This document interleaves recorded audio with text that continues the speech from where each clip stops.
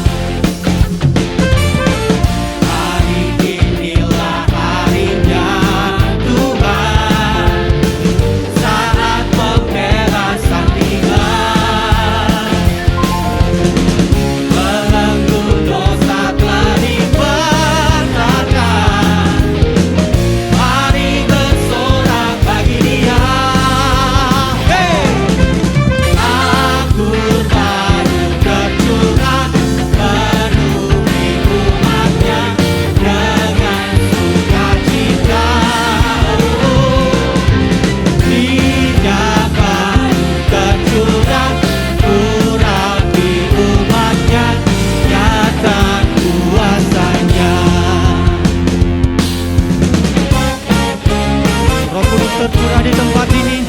Haleluya.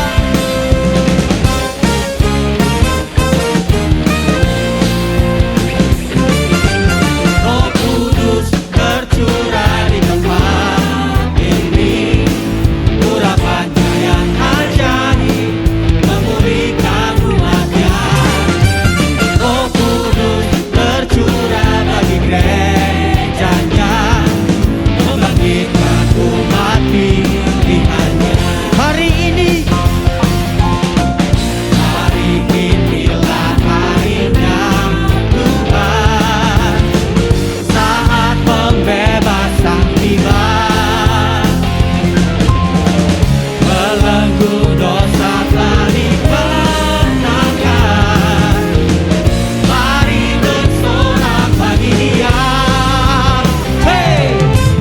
Anggur baru tercurah penuhi umatnya dengan sukacita.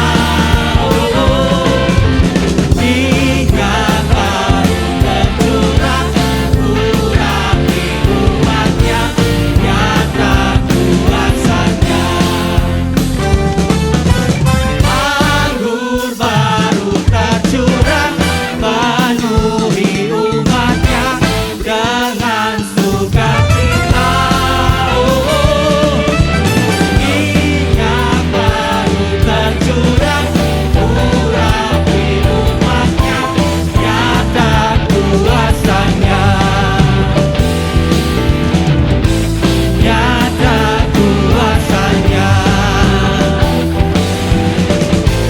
Nyata kuasanya.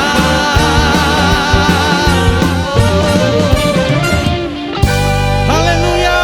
Berikan pujian yang terbaik buat Tuhan kita.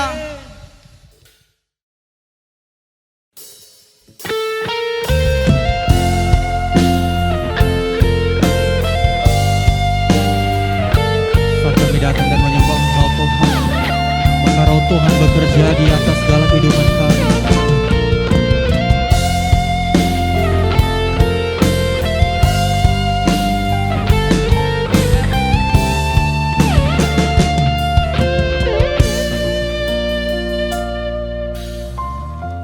Saat ku menyembahmu, Roh-Mu bekerja. Saat ku memuji-Mu, Kau bertata di atas pujian. Ku angkat hatiku, ku pandang kekudusan-Mu. Saat ku sembah, ku puji-Mu, ku rasakan kehadiran-Mu Tuhan. Saat ku sembah dan saat kami puji Engkau Tuhan, kami merasakan indahnya Tuhan.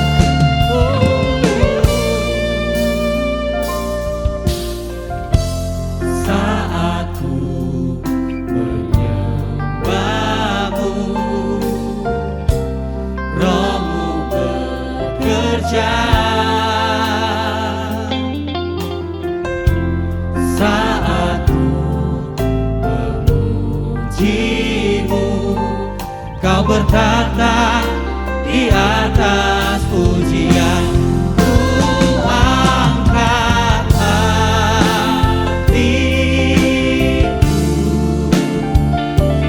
ku pandang kekudusan-Mu. Saat ku sembah, ku puji-Mu, ku rasakan kehadiran-Mu Tuhan.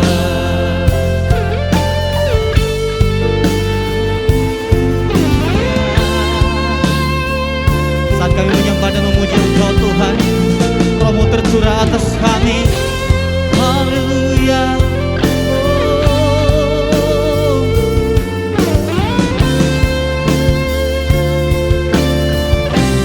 Ku angkat hati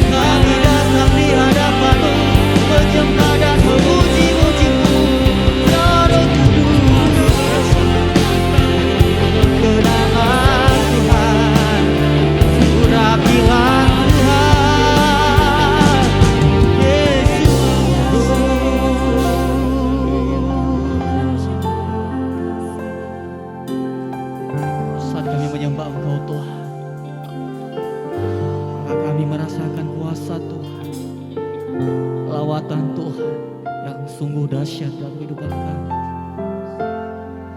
Mari Engkau curahkan kuasa-Mu Tuhan di tempat ini. Haleluya. Curahkanlah kuasa-Mu Tuhan, mujizat terjadi di tempat ini. Curahkanlah kuasa-Mu Tuhan, mujizat terjadi sekarang ini. Curahkanlah kuasa-Mu Tuhan, mujizat terjadi di tempat ini. Curahkanlah kuasa-Mu Tuhan, mujizat terjadi sekarang ini.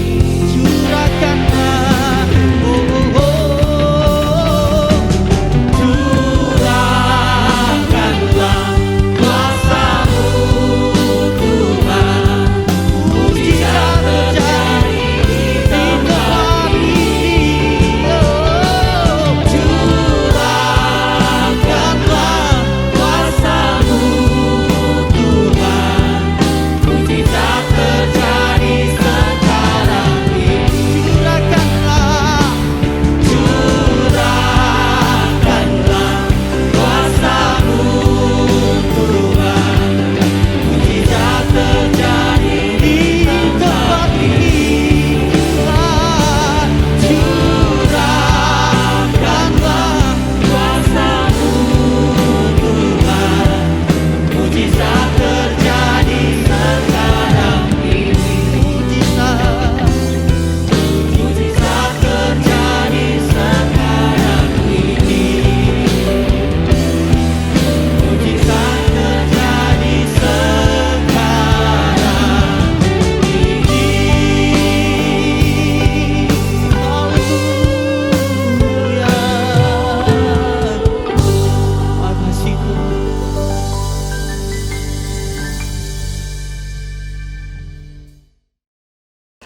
Bapa kami yang di surga, kami bersyukur untuk waktu dan kesempatan saat ini kami ada di hadapan-Mu untuk mendengarkan firman-Mu. Kami menyerahkan ke dalam tangan-Mu ya Tuhan, hamba Tuhan yang sudah Kau pilih dan tetapkan saat ini untuk menyampaikan firman-Mu bagi kami. Tuhan mengurapi, memberikan kuasa, hikmat, dan wibawa rohani dari Allah untuk menjadi saluran berkat yang baik bagi kami. Kami juga menyerahkan ke dalam tangan-Mu semua jemaat yang siap mendengarkan firman-Mu, agar firman yang disampaikan boleh tertabur dan tertanam di hati kami, memberi buah rohani untuk pertumbuhan iman kami. Kasihanilah kami ya Bapa. Hanya di dalam nama Tuhan Yesus kami berdoa dan memohon. Haleluya. Amin. Hari ini saya akan menyampaikan firman dengan judul keluarga yang mengatasi masalah. Tadi pagi saya menyampaikan 3 poin, saya akan ulang dengan cepat dalam ibadah kedua ini. Tapi poin keempat dan kelima yang tadi belum saya bahas dalam ibadah 1 akan saya sampaikan untuk saudara.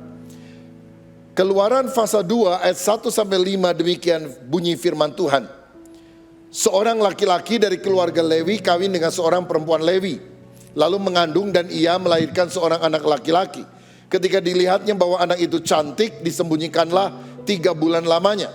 Tetapi ia tidak dapat menyembunyikannya lebih lama lagi, sebab itu diambilnya sebuah peti pandan, dipakalnya dengan gala-gala dan ter, diletakkannya bayi itu di dalamnya dan ditaruhnya peti itu di tengah-tengah teberau di tepi sungai Nil. Kakaknya perempuan berdiri di tempat yang agak jauh untuk melihat apakah yang akan terjadi dengan dia. Maka datanglah putri Firaun untuk mandi di sungai Nil, sedang dayang-dayangnya berjalan-jalan di tepi sungai Nil.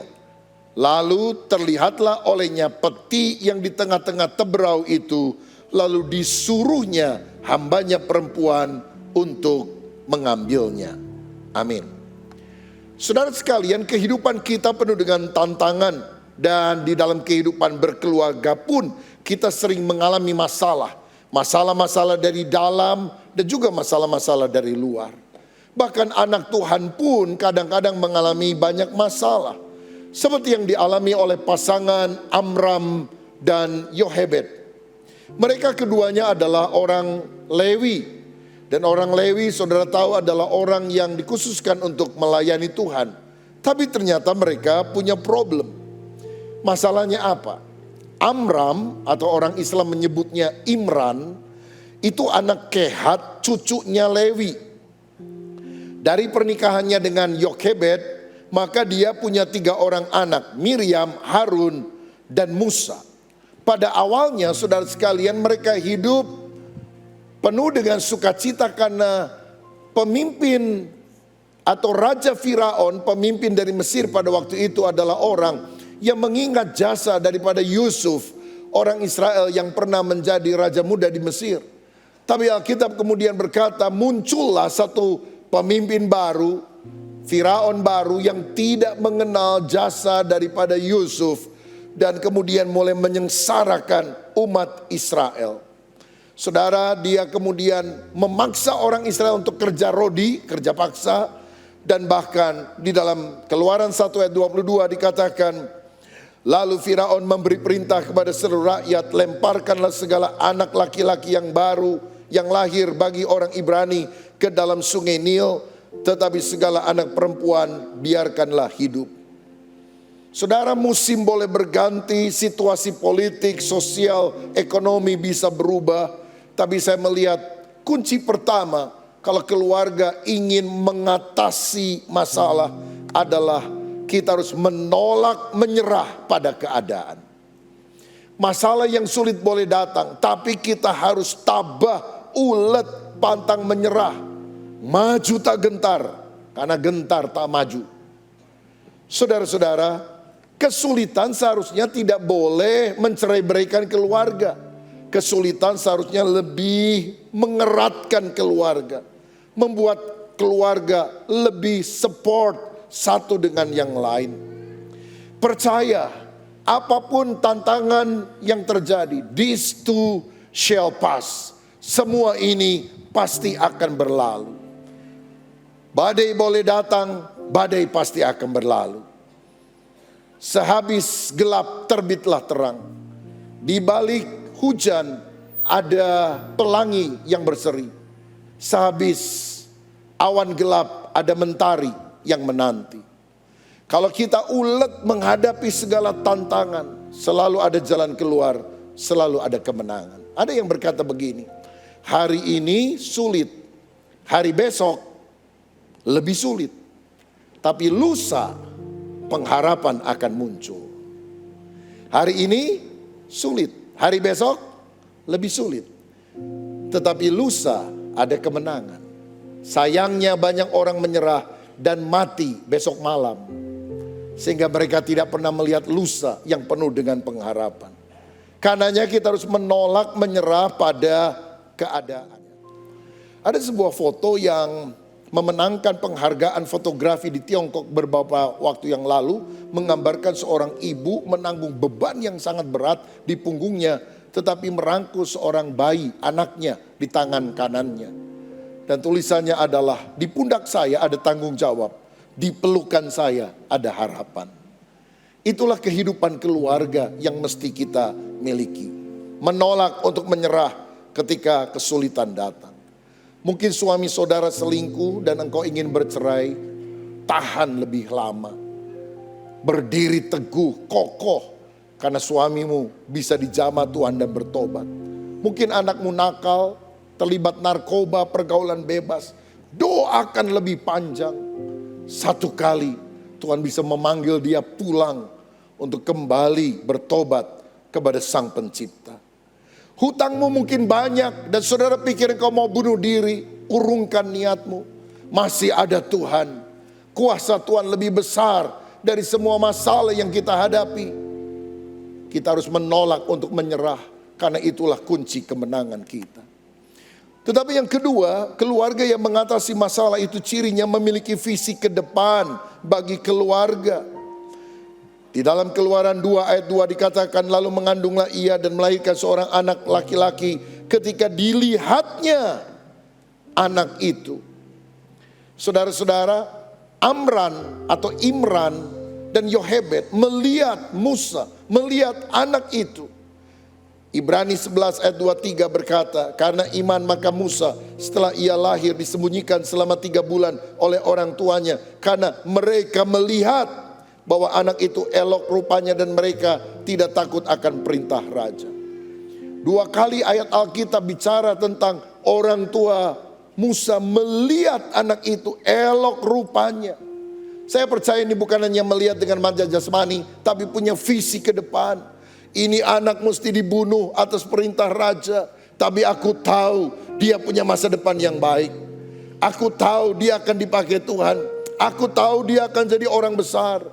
Mungkin mereka masih kabur untuk melihat masa depan Musa, tapi mereka percaya di dalam Tuhan ada masa depan yang penuh dengan harapan. Kita juga harus belajar mempersiapkan masa depan bagi anak kita. Dan menurut hemat saya setidaknya ada 2 hal yang dibutuhkan. Pertama, kita harus menanamkan iman yang kokoh. Dan yang kedua, kita harus memberikan ilmu dan keterampilan kepada mereka. Saudara, ketika Musa masih dalam janin, ibu dan ayahnya saya yakin selalu menumpangkan tangan berdoa, menyanyikan lagu-lagu pujian bagi Tuhan.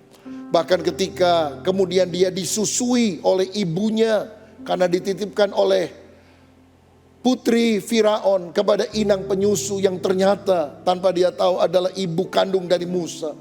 Maka pengajaran-pengajaran firman diberikan bertubi-tubi kepada Musa. Dan itu menumbuhkan iman yang teguh. Seperti juga yang dilakukan Lois Eunike kepada Timotius. Sehingga dia menjadi anak rohani dari Rasul Paulus. Dan kemudian hari menjadi hamba Tuhan yang luar biasa. Tanamkan iman di dalam hati anak-anakmu. Tapi kemudian kita juga harus memberikan ilmu dan keterampilan.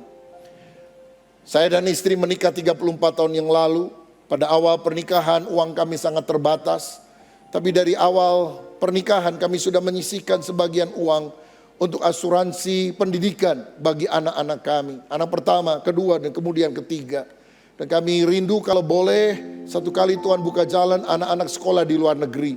Dan Tuhan mengabulkan ketiga-tiganya sekolah di Australia. Kenapa? Kami harus invest kepada anak-anak kami. Karena selain iman, saya menginjili anak saya pertama, kedua, ketiga, usia 2 tahun lebih menjelang 3 tahun. Supaya mereka terima Yesus sebagai Tuhan dan Juru Selamat. Saya tidak serahkan tugas itu kepada guru sekolah minggu. Karena saya yang harus menginjili mereka, membawa mereka, mendoakan mereka untuk menerima Yesus. Tapi kemudian iman dan ilmu dan keterampilan supaya mereka bisa berbahasa Inggris lebih lancar. Supaya mereka punya pergaulan secara internasional. Saya rasa itu adalah tugas utama dari orang tua, menanamkan iman dan juga ilmu, keterampilan kepada anak-anaknya. Kalau boleh saya katakan, orang tua itu harus berfungsi. Fungsinya seperti otak, mata, hidung, lidah, dan telinga. Apa itu otak? Orang tua harus punya perencanaan, planning untuk anak mereka.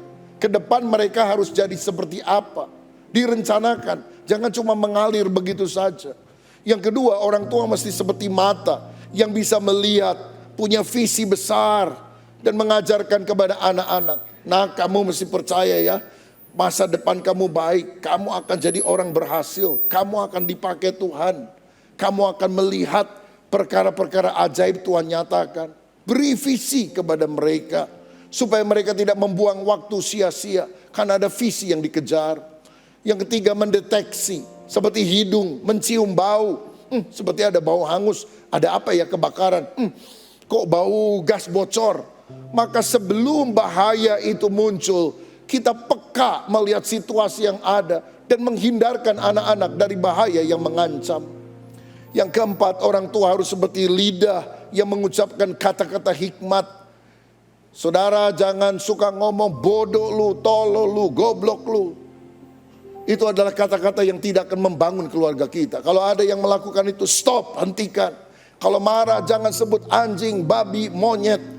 Semua marga satwa harus dihilangkan dari lidah kita.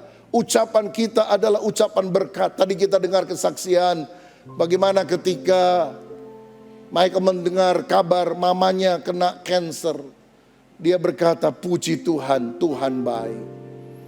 Bukan mensyukuri, tapi kita percaya apapun yang terjadi, Tuhan baik. Nah, itu adalah latihan yang terus kita harus lakukan. God is good all the times. God is good. Kata-kata hikmat mesti mengalir. Dan dasarnya tentu adalah firman. Nah, yang kelima, orang tua harus seperti telinga yang mendengarkan. Mendengarkan isi hati dari anak. Mendengarkan keluhan mereka. Mendengarkan apa yang ada di dalam hati. Dan kita juga mendoakan mereka supaya mereka bisa mendapatkan solusinya. Jadi yang kedua, saudara, keluarga yang mengatasi masalah adalah keluarga yang memiliki visi ke depan bagi keluarga kita. 1 tahun ke depan kondisi keluarga saudara, 3 tahun ke depan, 5 tahun ke depan, kalau Tuhan masih memberi anugerah, keluarga kita, saudara rancang, saudara pikir, saudara doakan, saudara harapkan seperti apa? Mesti ada visi. Jangan hanya punya visi untuk pekerjaanmu, tapi punya visi untuk keluargamu.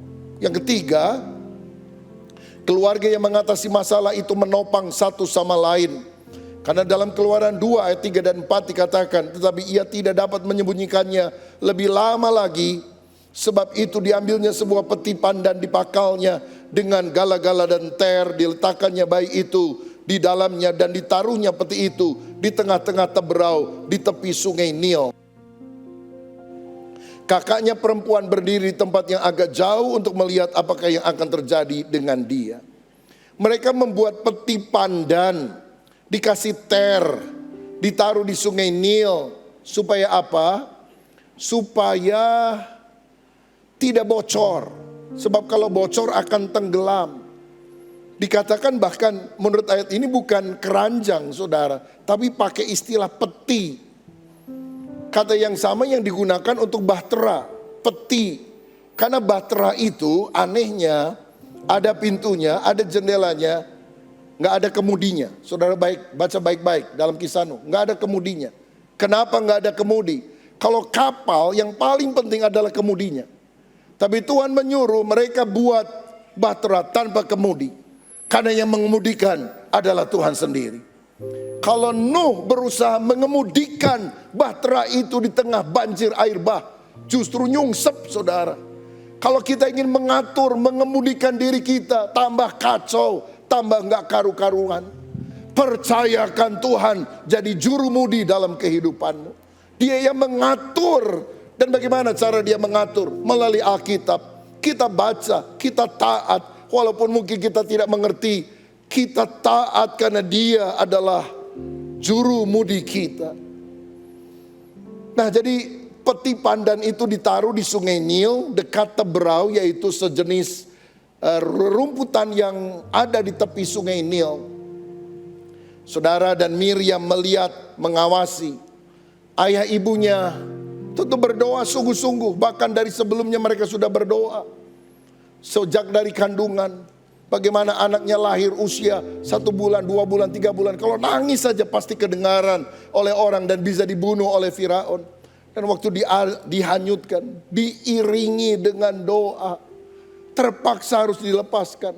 Tapi doa itu melindungi. Doa itu menudungi. Mungkin ada anakmu yang akan sekolah keluar kota, keluar daerah. Saudara agak cemas. Karena kita tidak tahu bagaimana pergaulan, kehidupan di sana. Tudungi dengan doa. Doa dari seorang ibu, doa dari seorang ayah. Doa dari saudara, bahkan saudara seiman. Itu powerful. Ada mujizat kalau kita sungguh berdoa kepada Tuhan. Bahkan ketika mereka berdoa sungguh-sungguh, mereka sudah melakukan upaya, mereka berdoa. Tuhan tidak pernah kekurangan akal untuk memberikan pertolongan dengan cara yang ajaib. Dan Tuhan bisa menggerakkan siapa saja untuk menjadi alat untuk menolong kita. Karena tiba-tiba putri Firaun melihat peti tersebut dan kemudian membukanya, mengangkatnya. Dan dia tergerak hati karena bayi ini lucu sekali. Di kemudian hari diberi nama Musa, artinya yang diangkat dari air. Dipelihara, bukan dibunuh, saudara-saudara. Bukankah ini mujizat? Dan Miriam itu mendapatkan kekuatan, keberanian. Berani ngomong sama putri raja, bayangkan. Kita ini kalau diurapi oleh Roh Kudus, berani bicara kepada orang-orang berpangkat, kepada orang hebat, kepada orang yang rasanya dahsyat, sulit terjangkau. Seperti seorang pegawai daripada Nyonya Naaman yang berani ngomong, kalau tuanku Panglima Aram yang hebat Naaman pergi ke Israel ketemu Elisa, sembuh itu penyakit kustanya. Dan luar biasanya jenderal ini mengikuti apa yang dikatakan oleh pembantu ini, saudara sekalian. Saya mau bilang, mungkin kau orang sederhana, tapi di mulutmu ada firman, di mulutmu ada pesan Tuhan. Dan kalau kau mengucapkan dengan iman, apa yang tidak ada menjadi ada, apa yang biasa menjadi luar biasa. Saudara sekalian, Miriam berani bicara, dan dengan hikmat Tuhan, ini pasti Tuhan, dia bilang, Tuan putri, apakah boleh saya mengusulkan bayi ini kecil sekali? Dia harus diberi susu. Bagaimana kalau saya carikan seorang ibu untuk menyusui anak ini? Dan putri bilang, oh ya boleh, bagus banget usulan kamu. Karena gak mungkin aku kasih susu buat dia, gimana caranya? Dan apa yang terjadi? Yang dipanggil adalah mamanya Musa. Si putri gak tahu, saudara. Jadi luar biasa kan? Anaknya gak mati, dia bisa dekat sama anaknya, dikasih duit lagi tiap bulan. Saya yakin kalau engkau mengandalkan Tuhan, apa yang tidak pernah dilihat mata, didengar telinga, tidak pernah timbul dalam hati, Allah akan sediakan berkat double porsi bagi setiap orang yang mengasihi dia. Masalahmu yang terbesar bisa menjadi mujizatmu yang terbesar. Daud pernah mengalahkan singa, pernah mengalahkan beruang. Tapi tantangan terbesar, dia harus menghadapi raksasa Filistin yang bernama Goliat. Tapi tahukah saudara, yang paling diingat oleh kita bukan waktu Daud membunuh singa, bukan waktu Daud membunuh beruang, tapi waktu Daud membunuh Goliat. Kalau singa menyerang, jangan lari terbirit-birit dan berkata, aduh berat banget Tuhan persoalannya. Engkau belum ketemu dengan Goliatmu. Tapi saya mau bilang, kalau hari ini engkau menghadapi Goliat, hadapi bersama dengan Tuhan. Karena Goliatmu terbesar akan menjadi mujizat yang terbesar yang kau akan alami dalam kehidupan saudara. Saudara percaya Allah kita adalah Allah pembuat mujizat? Saudara rindu mengalami mujizat? Mujizat kecil atau besar? Besar. Masalahnya kalau ingin mujizat besar, harus menghadapi masalah yang besar. Siapa yang mau saya doakan punya masalah besar? Hati-hati saudara sekalian, ada masalah besar datang nanti nangis-nangis. Tapi begini ya, kalau masalahnya kecil, mujizatnya besar, mubazir bagaikan membunuh nyamuk pakai bom. Masalah sedang, mujizatnya sedang. Tapi kalau hari ini engkau sedang mengalami masalah besar, jangan putus asa. Mujizat yang besar, berkat yang besar, kuasa yang besar dari Allah yang terlebih besar akan dinyatakan kepada kita sekalian. Orang tua membuat peti pandan. Miriam menunggu kemana aliran sungai itu membawa. Harun yang selisih 3 tahun, ya mungkin waktu itu Harun umurnya 3 tahun 3 bulan kira-kira. Miriam lebih besar. Ya dia pasti akan melakukan apa saja sebagai seorang anak kecil untuk bisa menolong saudaranya ini. Ada kekompakan dalam keluarga. Alkitab bicara dalam 2 Raja-Raja 4, ada seorang janda ditinggal mati oleh suaminya, seorang nabi. Lalu dia punya hutang tidak bisa dibayar, 2 anaknya mau diambil oleh orang yang menagih hutang. Akhirnya janda datang kepada Elisa. Elisa tanya, kamu punya apa? Hanya buli-buli kecil dan ada minyak sedikit di dalam buli-buli. Dan Elisa bilang, pergi pinjam bejana-bejana dari luar, jangan terlalu sedikit, sebanyak mungkin. Lalu kalau sudah engkau pinjam sebanyak mungkin, tutup pintu, tuangkan itu dengan iman. Dan waktu mereka tuangkan, minyak yang sedikit nggak pernah habis-habis. Nggak pernah habis-habis. Mungkin uang saudara sedikit, penghasilanmu sedikit. Tapi waktu engkau berjalan bersama dengan Tuhan, ketika engkau tuang, menggunakan dengan bijaksana, selalu ada mujizat karena Tuhan selalu melengkapinya. Saudara ingat mujizat 5 roti 2 ikan? Waktu diangkat oleh Yesus, didoakan oleh Yesus. Apa 5 roti berubah jadi 5 roti bantal gede? Apa 2 ikan teri berubah jadi 2 ikan paus? Tidak. Mujizatnya tidak terjadi. Bahkan ketika Yesus selesai mendoakannya. Bahkan setelah berdoa, 5 roti kecil tetap kecil, 2 ikan kecil tetap kecil. Tapi mujizat terjadi waktu dia membagi-bagikan. Karena roti kecil, ikan kecil dibagi-bagikan, tidak pernah habis, tidak pernah habis, tidak pernah habis. Jangan pernah doa jadikan saya konglomerat, baru saya sumbang gereja, baru saya bantu orang miskin. Nggak perlu, itu bukan cara Tuhan. Apa yang ada pada saudara, 5 roti dan 2 ikan, 1 buli-buli minyak, bagikan, tuangkan. Mujizat pelipat gandaan akan dialami oleh orang yang berani memberi, berbagi, menjadi berkat bagi orang lain. Minyak yang sedikit dituangkan pada bejana, semuanya full. Minyaknya dijual, mereka hutangnya mereka lunasi, dan sisanya mereka bisa hidup dari uang lebihnya. Saya mau katakan satu hal. Kenapa minyak itu berhenti mengalir? Karena bejananya habis. Kalau mereka pinjam 10 lagi bejana yang lebih besar, minyaknya masih akan ada? Ada. Saya mau bilang, Tuhan tidak pernah kekurangan minyak dari sorga. Tapi seringkali kita kekurangan bejana yang kosong untuk menampung mujizat yang berasal dari Tuhan. Kesalahannya bukan dari sorga, kesalahannya dari kita. Dan saya mau katakan hari ini, kalau engkau selalu menjadi bejana kosong yang tersedia, terbuka hatinya, Tuhan penuhkan bejana hatiku dengan urapan Roh Kudus.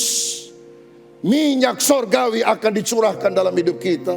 Api Roh Kudus akan membara dalam hidup kita. Sehingga engkau menyala-nyala, berkobar-kobar bagi Tuhan. Kenapa banyak orang datang ke gereja, hatinya tidak berkobar-kobar? Kenapa rohnya padam? Bukan karena minyak itu tidak dicurahkan, tapi karena engkau tidak punya hati, bejana yang kosong. Alkitab berkata, berbahagialah orang yang lapar dan haus akan kebenaran, dia akan dipuaskan. Seandainya pagi ini yang khotbah adalah seorang anak kecil, seorang mahasiswa semester 1 dari sekolah Alkitab, yang masih kaku khotbah, ngomong belum betul. Tapi kalau hatimu lapar dan haus, engkau akan dipuaskan oleh Tuhan. Tapi seandainya pengkhotbah internasional berkhotbah hari ini di tempat ini, yang dipakai Tuhan di mana-mana dengan karunia mujizat tanda heran. Kalau hatimu tidak haus, maka tidak akan ada mujizat apa-apa. Sorga tidak pernah kekurangan minyak. Tapi yang dia cari bejana yang kosong. Apakah hati kita mau terbuka untuk menerima urapan minyak ilahi terjadi dalam hidup kita? Nah, kalau kita lihat dalam keluarga tadi, ketika mereka kompak, janda dan 2 anak, mereka taat kepada perintah Tuhan, mujizat itu terjadi. Dari sini kita belajar, keluarga harus saling menopang satu dengan yang lain. Kalau lagi masalah jangan cari siapa yang salah, saling nuduh, saling menyalahkan. Nggak usah. Kompak, bersatu di dalam kesatuan hati, mujizat Allah akan dinyatakan dalam hidup kita. Pernah ada seorang jemaat, suaminya diberhentikan dari pekerjaan karena perusahaannya mengalami kesulitan ekonomi. Dia bingung, tidak tahu apa yang harus dilakukan. Saya dan istri pernah datang ke rumahnya, berdoa untuk mereka dan berkata, kira-kira apa ada potensi yang bisa dikembangkan. Aduh, apa ya? Ya, istrinya bilang, saya sih suka bikin kue, tapi ya buat dimakan sendiri, bukan untuk dijual. Ya coba. Saudara, kemudian dia mulai melakukannya. Laris, dia titik ke beberapa toko, selalu habis. Akhirnya makin berkembang, dia buat di beberapa outlet. Sampai hari ini keluarga itu terpelihara karena usaha kue yang dibuat. Jauh lebih besar penghasilannya daripada ketika suaminya masih bekerja di tempat yang lain. Sekarang suaminya mengantarkan kue, anak-anaknya membantu. Mereka bangun rumah lebih besar, sekolahkan anaknya sampai lulus jadi sarjana. Tuhan itu pemelihara kita. Tuhan itu kota perlindungan kita. Yang penting kita harus kompak satu dengan yang lain. Sekarang yang keempat, keluarga yang mengatasi masalah adalah keluarga yang punya ciri menanamkan nilai rohani kepada anak-anak mereka. Ibrani 11 ayat 24 sampai 29. Karena iman, maka Musa setelah dewasa menolak disebut anak putri Firaun karena ia lebih suka menderita sengsara dengan umat Allah daripada untuk sementara menikmati kesenangan dari dosa. Ia menganggap penghinaan karena Kristus sebagai kekayaan yang lebih besar daripada semua harta Mesir, sebab pandangannya ia arahkan kepada upah. Karena iman maka ia telah meninggalkan Mesir dengan tidak takut akan murka raja. Ia bertahan sama seperti ia melihat apa yang tidak kelihatan. Ayat 28, karena iman maka ia mengadakan Paskah dan pemercikan darah supaya pembinasa anak-anak sulung jangan menyentuh mereka. Karena iman maka mereka telah melintasi Laut Merah sama seperti melintasi tanah kering. Sedang orang Mesir tenggelam ketika mereka mencobanya juga. Yang luar biasa dari kehidupan Amram dan Yohebed ini adalah dalam waktu yang pendek, karena seorang disusui sampai disapi, tidak lagi minum susu tapi minum makan makanan biasa. Itu mungkin sampai usia 2 tahun. Paling lama 3 tahun. Jadi Musa berada di rumah papa mamanya yang asli 2 tahunan, 2 tahun lebih sedikit. Tapi dia gunakan 2 tahun itu untuk menanamkan values, nilai-nilai yang luar biasa. Saudara tahu anak kecil itu punya golden age, masa keemasan. Dan kalau kita lewatkan masa keemasan, maka kita akan mengalami kesulitan ketika mereka coba kita didik. Masa kecil itu masa keemasan yang luar biasa. Tuang penuh perhatianmu kepada dia. Dan nilai-nilai rohani apa yang kita bisa pelajari? Ada banyak hal dicatat dalam Ibrani 11 tadi. Musa kenapa jadi orang yang berbeda? Pasti ada yang ngajar, saudara. Karena kemudian dia diajar di istana Firaun, dia diajar perang, diajar strategi, diajar pasti nyembah berhala dan sebagainya. Karena orang Mesir percaya kepada Ra dan sebagainya, dewa matahari. Tapi kenapa Musa punya iman yang kokoh kepada Tuhan, kepada Yahweh? Ini yang dilakukan oleh orang tuanya. Pertama, dikatakan Musa itu menolak disebut anak putri Firaun. Karena dari sejak kecil identitasnya jelas. Ibunya akan berkata, kamu akan dibawa ke istana, semuanya enak nyaman. Tapi ingat, kamu adalah orang Israel. Engkau bukan bangsa Mesir. Engkau adalah anak perjanjian. Tuhanmu bukan Ra, dewa Mesir. Tuhanmu adalah Yahweh, Allah Abraham, Ishak dan Yakub. Ingat nak, walaupun engkau akan dipelihara oleh putri Mesir, kamu bukan anaknya. Kamu adalah anak Tuhan. Kamu adalah anak Tuhan. Ketika anakmu yang masih kecil mencuri uang saudara, dasar lu, maling lu. Apa itu yang kita katakan? Atau kita bilang sama dia, tegur dia, tapi doakan dia. Nah, kamu anak Tuhan. Kamu anak Tuhan yang jujur. Kalau kamu ingin sesuatu ngomong sama papa mama, kamu gak usah mencuri. Jangan lakukan lagi. Tapi ingat, kamu orang jujur, kamu orang baik, kamu anak Tuhan, kamu penuh Roh Kudus. Kamu harus tahu identitasmu. Ketika saudara bilang maling lu, bodoh lu, nyolong lu, itu cap nancep saudara. Tapi ketika engkau berkata kamu anak Tuhan, dia ngerti identitasnya. Musa dikatakan lebih rela menderita dengan umat Allah daripada kesenangan dosa. Orang tuanya ngajar, taat sama Tuhan itu lebih penting dari kenikmatan. Tuhan ingin agar kita taat, bukan hanya nikmat. Banyak orang Kristen datang ke gereja ingin mendapatkan kenikmatan. Padahal kita seharusnya belajar ketaatan kepada Tuhan. Walaupun ini tidak enak, aku harus menderita, aku harus pilih kebenaran. Selanjutnya dikatakan bahwa Musa melihat upah sorgawi lebih daripada kekayaan Mesir. Dia menghargai kekekalan lebih daripada perkara duniawi yang fana.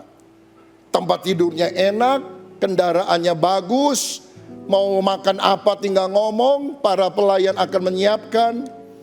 Tapi dia diajar oleh orang tuanya, hidup kita sementara.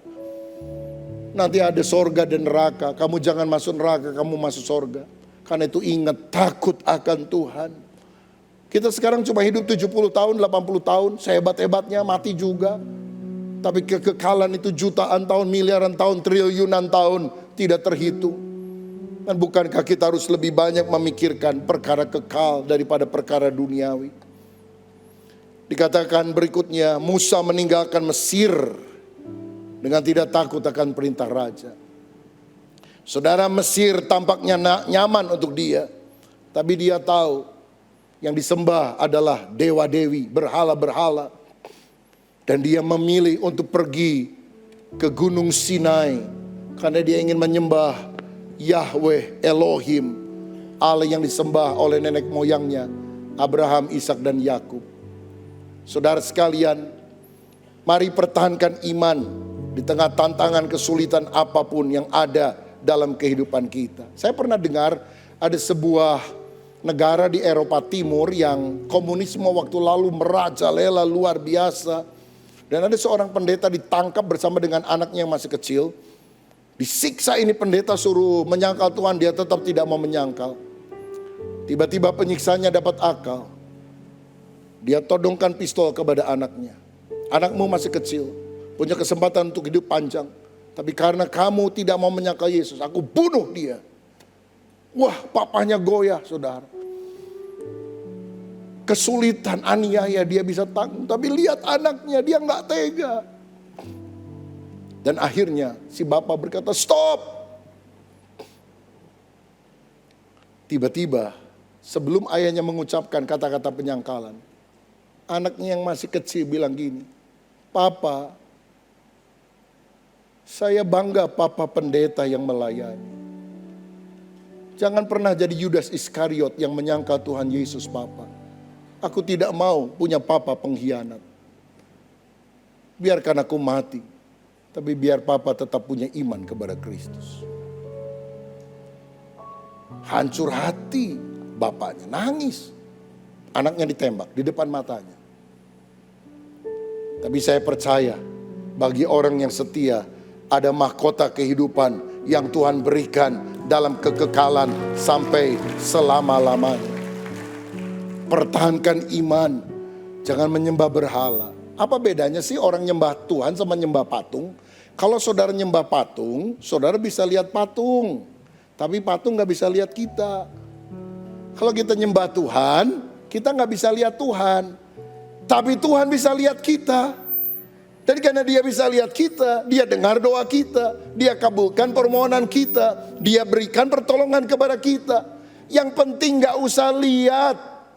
Bukan kita yang lihat yang penting, tapi Tuhan yang lihat itu yang penting. Jangan sembah berhala, jangan sembah mamon, materi, sembah Tuhan. Alkitab berkata Musa mengadakan Paskah karena meyakini perlindungan Tuhan melalui pemercikan darah. Darah anak domba yang telah dibunuh disapukan di ambang pintu. Anak sulung orang Mesir mati, tapi anak sulung orang Israel tetap hidup. Ini menunjukkan apa, saudara sekalian? Percaya, taat kepada janji Tuhan. Ada korban penebusan yang telah digenapkan secara sempurna dalam pribadi Yesus Kristus. Bawa seluruh anggota keluargamu percaya kepada Injil Yesus. Pastikan di ambang pintu hati saudara ada darah anak domba, ada darah Yesus. Jangan biarkan anak-anakmu memilih kepercayaannya sendiri. Oh, saya beragam kok, semuanya kan tujuannya sama. Akulah jalan, kebenaran dan hidup. Tidak seorang pun sampai kepada Bapa kecuali melalui aku, kata Yesus. Di bawah kolong langit ini tidak ada nama lain yang olehnya manusia bisa diselamatkan kecuali dalam nama Tuhan Yesus. Terlalu bodoh kalau kita menukar keselamatan kekal demi pasangan hidup yang hanya tahan beberapa puluh tahun. Pertahankan imanmu, setia kepada Tuhan. Musa juga melintasi Laut Merah. Karena dari sejak kecil dia diajar, bagi Tuhan tidak ada yang mustahil. Tuhan sanggup melakukan mujizat. Saudara-saudara, bisakah seorang kampung dari Tarutung dipakai Tuhan luar biasa memberkati Indonesia sampai ke luar negeri? Orang bilang tidak bisa, Tuhan bilang bisa.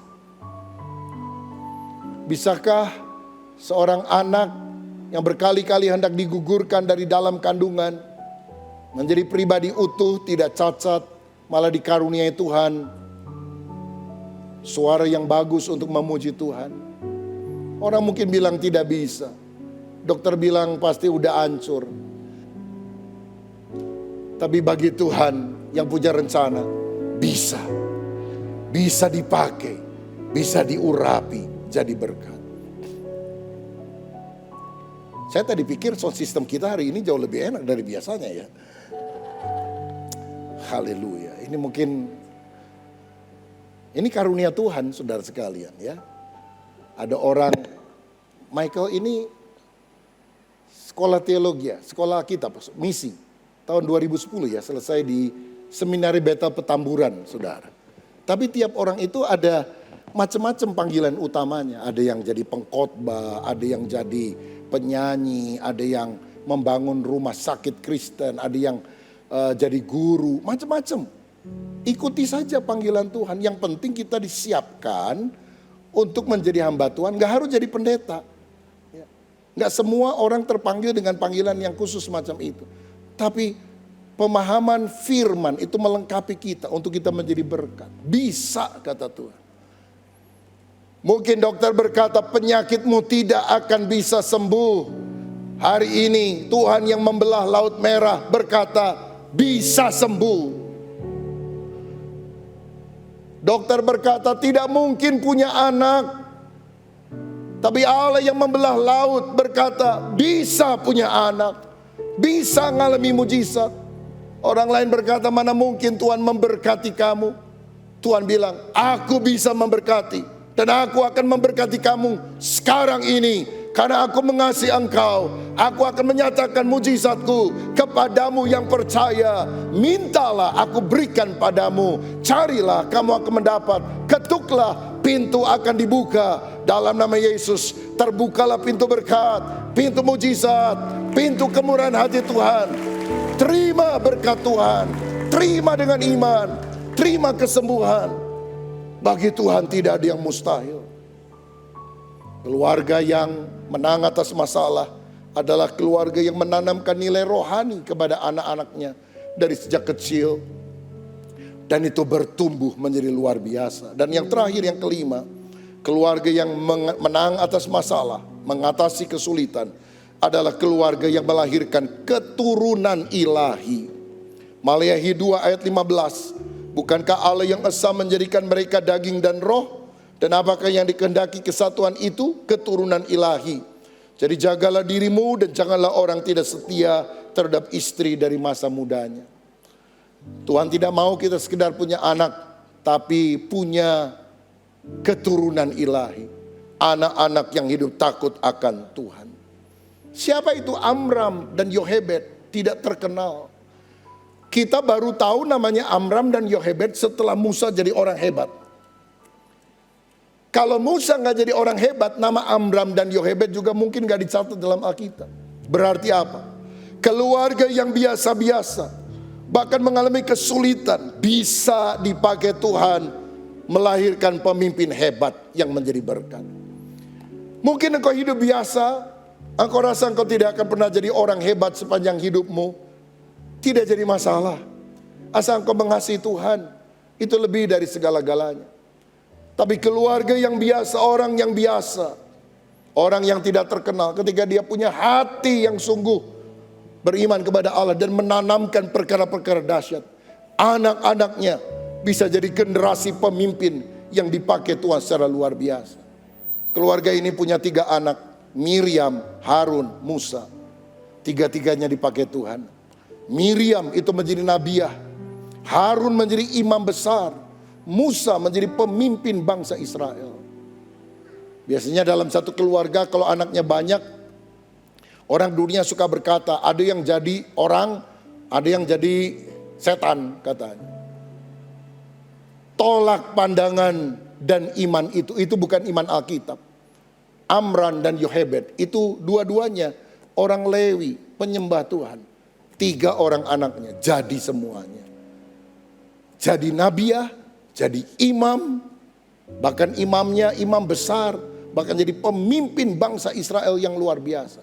Bahkan saudara tahu sekarang bagi orang Yahudi, nabi terbesar itu bukan Isa. Nabi yang terbesar adalah Musa. Siapa yang melahirkan mereka? Keluarga biasa-biasa, keluarga yang tidak terkenal. Engkau biasa, tapi Tuhanmu Tuhan yang luar biasa. Kita ini kecil, tapi Tuhan yang hebat bisa melakukan perkara dahsyat dalam hidup saudara. Menarik kalau saya baca silsilah yang dicatat dalam Keluaran 6. Kalau saya baca dari ayat 13 sampai 26, daftar silsilah, tidak ada orang yang dicatat umurnya. Kecuali orang yang kemudian menurunkan atau melahirkan Musa dan Harun. Itu 3-tiganya namanya dicatat. Lewi 137 tahun, Kehat 133 tahun, Amram atau Imran 137 tahun. Nama yang lain ada namanya nggak dicatat tahunnya.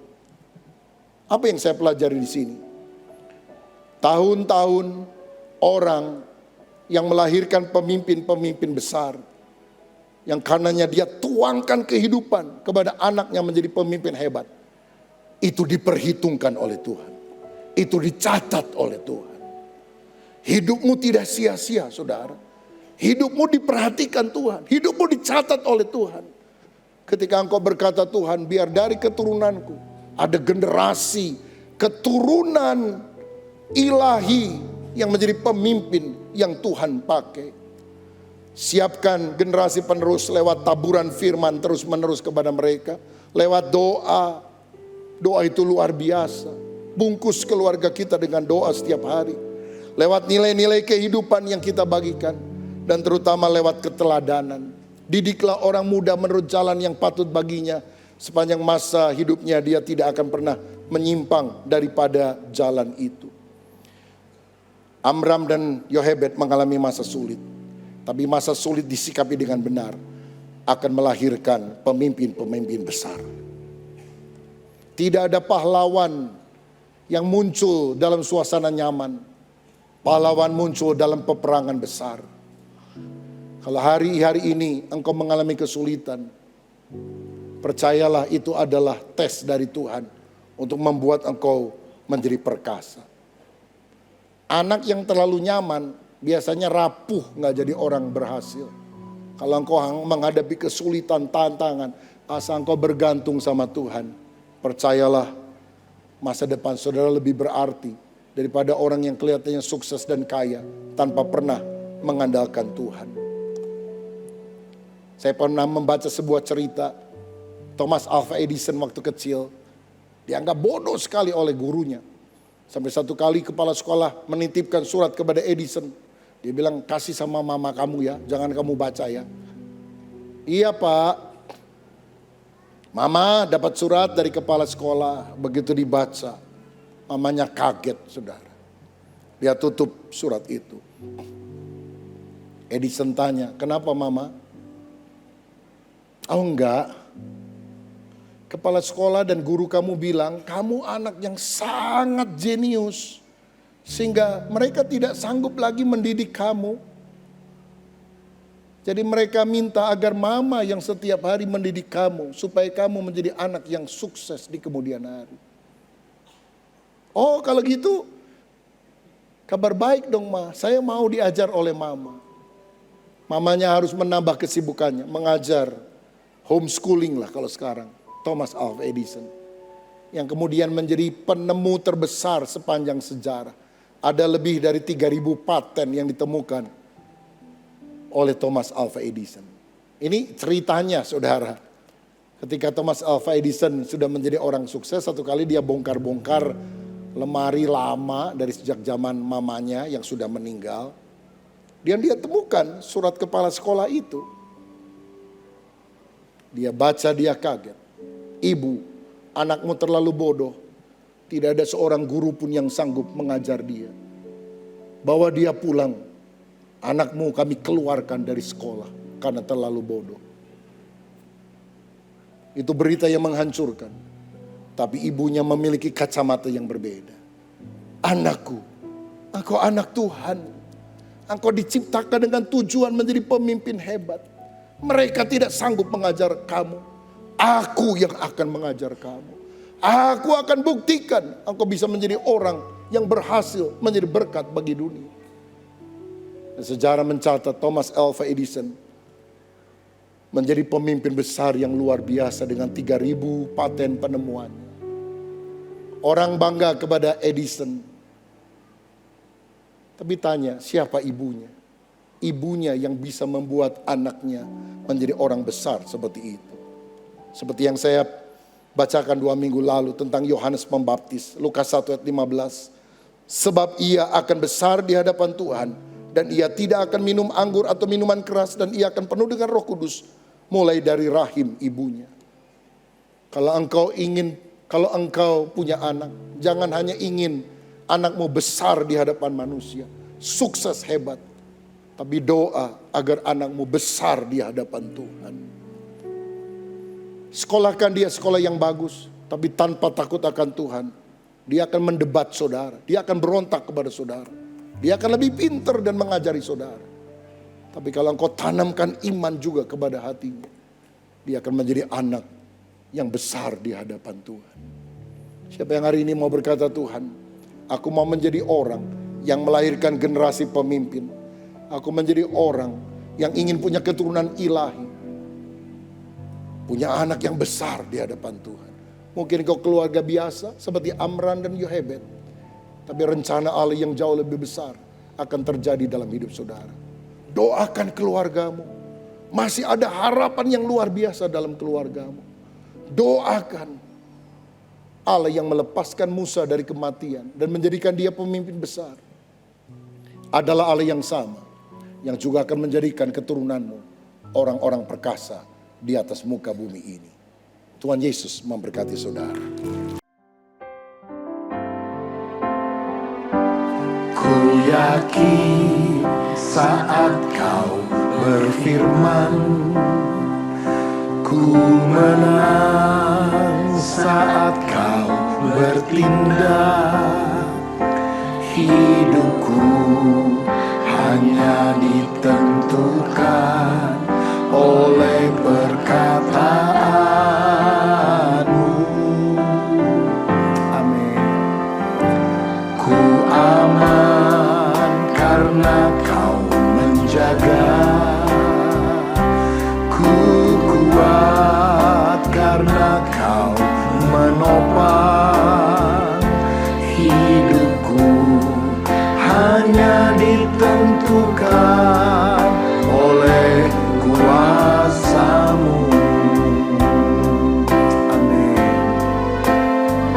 Bagi Tuhan tak ada yang mustahil. Bagi Tuhan tak ada yang tak mungkin. Mujizatnya disediakan bagiku. Ku diangkat dan dipulihkannya. saudara sekalian, saat ini kita akan menerima perjamuan kudus. Alkitab berkata, sebab apa yang telah kuteruskan kepadamu telah aku terima dari Tuhan, yaitu bahwa Tuhan Yesus pada malam waktu ia diserahkan, mengambil roti dan sesudah itu ia mengucap syukur atasnya. Ia memecah-mecahkannya dan berkata, inilah tubuhku yang diserahkan bagi kamu, perbuatlah ini menjadi peringatan akan aku. Mari kita siapkan roti di tangan kanan kita. Apakah sudah percaya roti yang diberkati ini ada persekutuan dengan tubuh Tuhan Yesus yang telah dipecah-pecahkan karena dosa-dosa kita? Amin. Mari kita makan dalam nama Tuhan Yesus Kristus.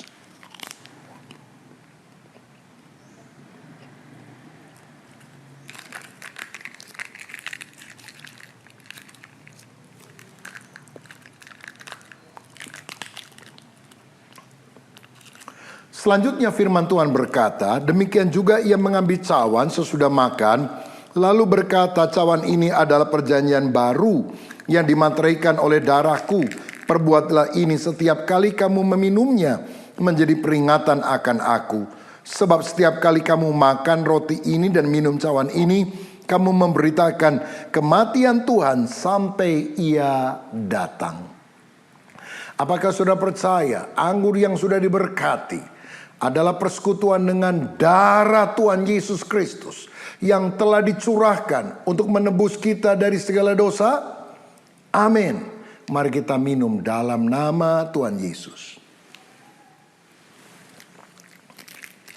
Terima kasih Tuhan untuk kebaikan-Mu, untuk penebusan-Mu, untuk apa yang sudah Engkau lakukan. Biar hidup kami selalu bergantung kepada kebenaran firman-Mu. Bagi Tuhan tak ada yang mustahil. Bagi Tuhan tak ada yang tak mungkin. Mujizatnya disediakan bagiku. Ku diangkat dan dipulihkannya. Ku diangkat dan dipulihkannya. Ku diangkat dan dipulihkannya.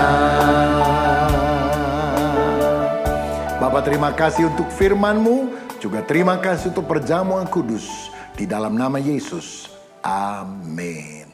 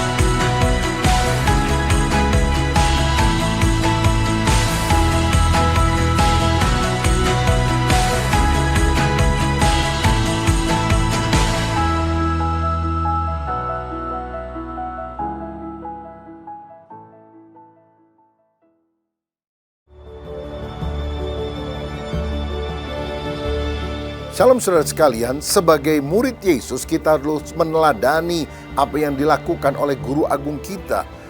Dalam Markus 10 ayat 45 dia berkata, sebab anak manusia datang bukan untuk dilayani, melainkan untuk melayani dan memberikan nyawanya sebagai tebusan bagi banyak orang. Tuhan ingin agar kita melayani dengan hati hamba, seperti Yesus yang dengan rendah hati bahkan mau mencuci kaki murid-muridnya. Jangan jadi pelayan Tuhan yang sombong, yang tinggi hati, tetapi kita harus punya sikap servant leader, pemimpin berhati hamba. Kalau Anda adalah guru sekolah minggu yang mungkin tidak terlalu menonjol, jemaat umum, biasanya ikut ibadah di tempat yang berbeda daripada kelas sekolah minggu. Tapi kalau saudara melayani dengan cinta, dengan tulus, dengan setia, engkau adalah orang yang punya hati hamba. Kalau saudara bahkan hanya mengarahkan orang untuk parkir di tempat yang pas menjelang ibadah, sehingga lalu lintas parkir itu menjadi lebih lancar. Dan kalau saudara melakukannya dengan hati, engkau punya hati hamba. Mari kita melayani, bukan untuk kemegahan, kesombongan kita, tapi supaya nama Tuhan dipermuliakan dan banyak orang menerima berkat. Tuhan memberkati.